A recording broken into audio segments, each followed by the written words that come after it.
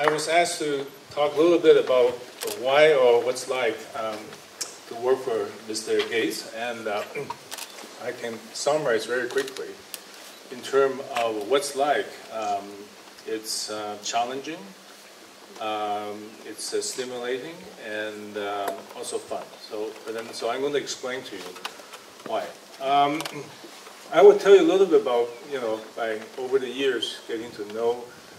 Of course, the part I work for is the Bill and Melinda Gates Foundation, which is one of the several enterprises that he's engaging, but this is the one he and his wife Melinda probably devote most of the time and energy to do it. And this is the part also I would tell you a little more, because a lot of people knows about the name of this foundation, also knows it's probably one of the better endowed foundations in the world.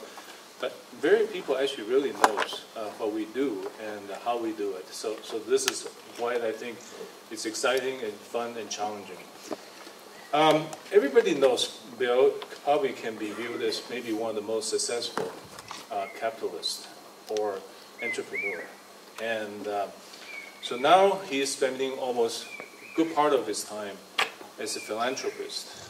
And in this process, I would like to characterize, he's probably going to become one of the greatest socialists. And he's basically committed already closer to half of his wealth for the foundation, and he's committed their family, 99% of their wealth will be used for the philanthropy work. And of course the goal is to use this wealth to try to make a difference for the poorest people, and in the essence, sharing the wealth. So this is what I think is the most interesting part, is that what I think is really unique about the position is that he's a successful and capable capitalist, and he's now going to become one of the most successful socialists. But he's going to use his entrepreneurial skills to actually make this philanthropic effort make a big difference for the poorest 2 billion people in the world. I mean, that is the lofty goal. But I want to share with you. Now, let me talk a little bit about market enterprise. I mean, China is a great example here, right? Everybody knows China used to be a true socialist country, a collectivism, communism. Everybody has something going, have some work and have a basic livelihood, but the economy was pretty much going nowhere. And now look today, we have this booming economy, and the people in the urban part and a good 1/3 of the population is doing much better. So we all know market economy, capitalism is probably the most efficient way to get economy going. And this is why but there's one big problem with capitalism, with market economy, is that it doesn't address all the needs of all the people, which means there is a big segment what we can call market failure. Means anybody, whether it be Bill Gates and Warren Buffett, what they want to invest in is they can invest in things they can make money. As a businessman, right? I mean, that is by definition, that's what businessmen do. But what you invest in to make money is also, you look at where the market is. The market means the people will buy the products and service. And this is where the problem comes in. Is the bottom quarter of the people in this world, even though their needs are great, their livelihood and many things is great, but their market demand actually is very poor because they don't have the consumption power. So this is what we call the market failure. Is they want to live a good life, they want to like to send their kids to school, they like the basic health care, but they can't afford it. And meanwhile, the big business, big company do not invest in developing the product, service, and solution those people need. For example, let's talk about, because our foundation invests preferentially in health, in public health and medical related work, because that's the belief of our founders, and they think this is the part. Look at the big multinational pharmaceutical companies. What are the drugs they're developing? They are cardiovascular drugs. They are drugs that can reduce obesity, diabetes, hypertension, neurological drugs. So who can afford that? We can. The people here today, we all can afford it. But then there are drugs for tropical disease, for tuberculosis, for malaria, which are killing millions. Are they busy developing those drugs? The answer is no. Why? Because if you spend billions to develop those drugs, at the end of the day, when you roll out into the market, the people want them, can afford it. So this is where the market failure comes in. So in essence, as a philanthropist, the foundation or the Mr. Gates is investing on behalf of the poor to develop the product they need and underwriting the cost of research and development. This is the part I want to explain to you. So we are investing for the poor, but how do we do it?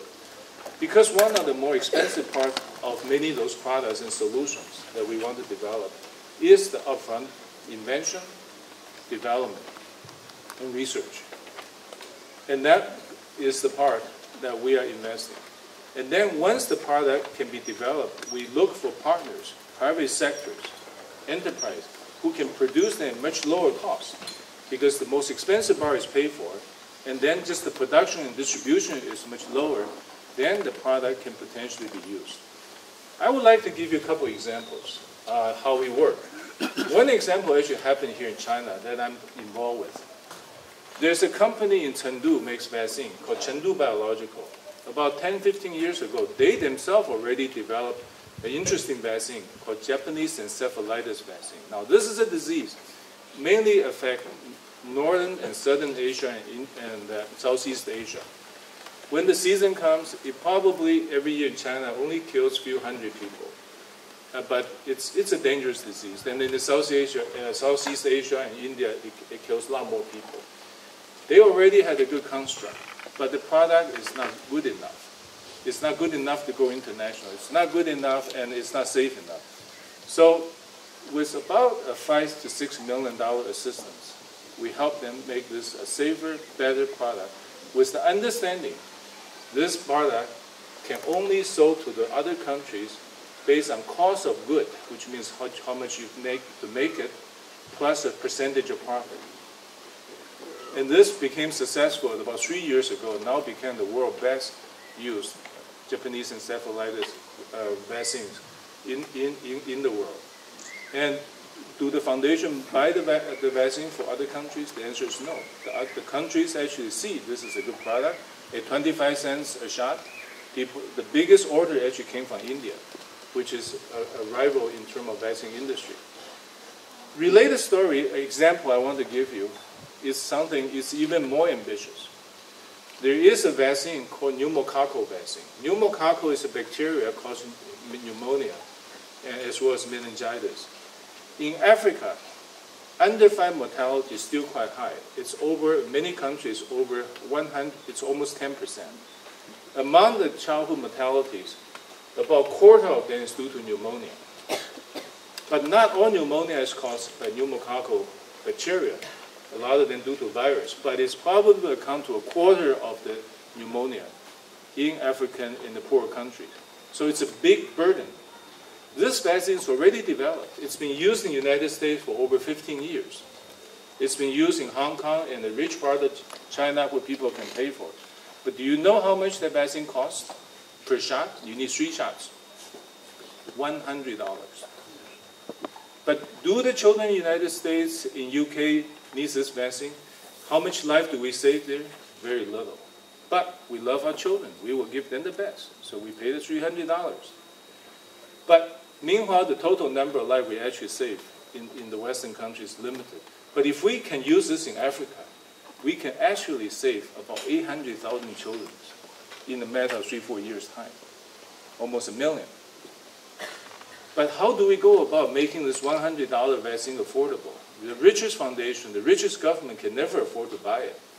So we started the program by working with a number of manufacturers in Indonesia, India, and China. Say, since someone else already made it, could you reverse engineer and not violating their patent and make it cheaper? We support you the research and development, but we calculate the cost. If we underwrite the R&D, can we do this for $3.50?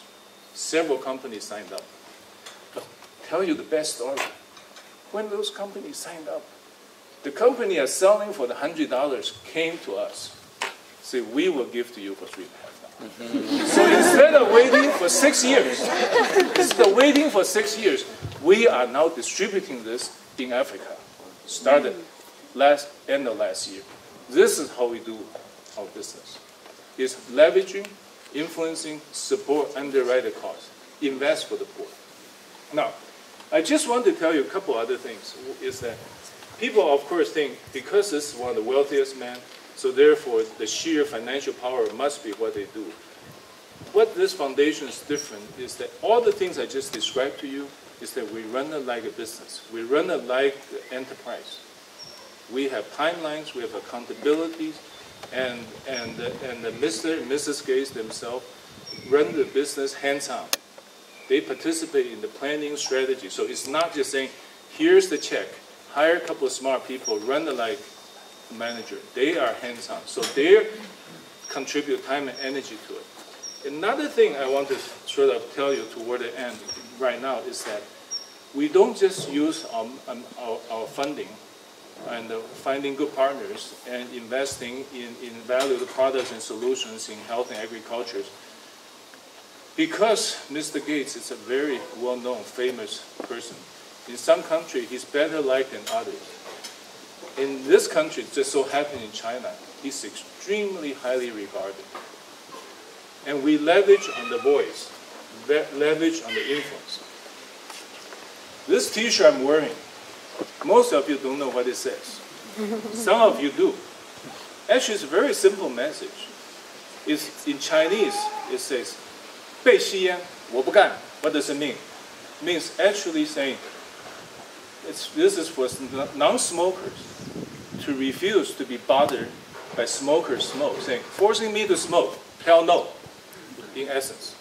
Now, it's one of a program here in China, even though majority of program in China is working on enlisting China's technologies, know-how, research, and manufacturing, come up with valuable products for Africa and other countries. But we also do sort of good corporate citizen work. It's helping China for solving some of its headache problems. And smoking, 1/3 of smokers in China, 1/3 of death is in China, and related to smoking. So this is why we're trying to ban. Meanwhile, the government owns the cigarette company. So you can imagine how formidable this task is. Last Tuesday, we engineered a small event when Mr. Gates was in town. We happened to, through previous relationship over the years, develop a friendship with the future First Lady of China. Her name is Madame Peng Liyun. She's a very famous folk singer. She was active to be a goodwill ambassador for HIV/AIDS, and this is some of the work we do. This is how we have the relationship. So she and Bill got together at a lunch, together with a couple of senior ministers from different parts of the government. They wore this T-shirt together at the photo together, and now it's on the website, on the newspaper. What's the significance of that? The message is not because saying this is going to empower the non-smoker, overnight speak up and stand up for their right. What's important is sending the message to everybody saying somebody who's high up there, which many of you know here in China, the very top, what they think, how they act matters. So this is how we leverage our voice. So in summary, I work for somebody who put his money, his voice, his time, energy, and passion to trying to help the poor, which is something I've been doing for the previous 30 years before I joined the foundation. So I feel very fortunate, and I'd like to share that with you. Thank you very much.